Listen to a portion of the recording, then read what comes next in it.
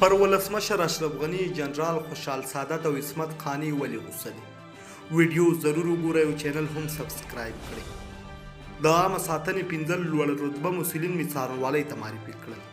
د عامه ساتنې عمومي رئیس جنرال خوشحال سعادت وایي د عامه ساتنې د تصدیو تامیناتو رئیس د لوجستیک عمومي مدیر او د البسې د امیر په شمول 15 تنه مسؤلین مې عدلي قضایي ارګانونو ته معرفي کړل.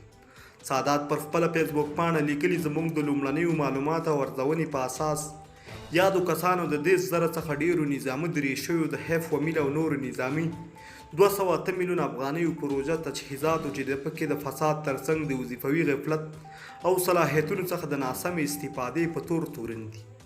سعادت وایي د عامه ساتنې تصدي د ولسمشر غني د لرغلید په اساس د لویو ملي پروژو او خصوصي سکتور د بشپړ امنیت مسؤلیت لري. هغه زیاته کړې د همدې باور لاسته راوړلو لپاره د فساد سره مبارزه زموږ لومړیتوب دی، تر څو وکولی شو د عامه ساتنې ځواک په یو معادل او کاملا تجهیز شوي قوه بدل کړو.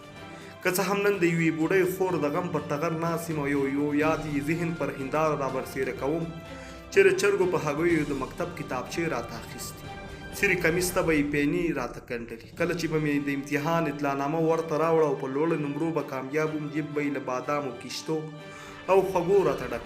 همداسې یو یتیم مور او خور د پلار له مرګه وروسته وروزو، تربیه یې کړ، کار کشته یې کړ، ثمر ته یې ورسو او د وطن د ناموس د حفاظت سنګر ته یې ورسو. جنرال یې کړ جنرال خوشحال سعادت شو، خو هغه یتیم ته وطن د خور او مور حیثیت درلود. همغه یتیم د ارګ معامله د قلم په یو حرکت پر کور کېناوه، خو له بهر راوارد شوي یو ناشنا اشنا دا 6 کاله کېږي، کله د یو وزارت پر څوکۍ کېږي، کله د بل وزارت، کله پر یو اداره قابض شي، کله پر بله. خو زما ملي توان دومره ناتوانه ده چې د هویت او ملي شخصیتونو پوښتنه یې نشم کولی. همدا ناتواني ده چې وژني مې، محوه کوي مې او بربادوي.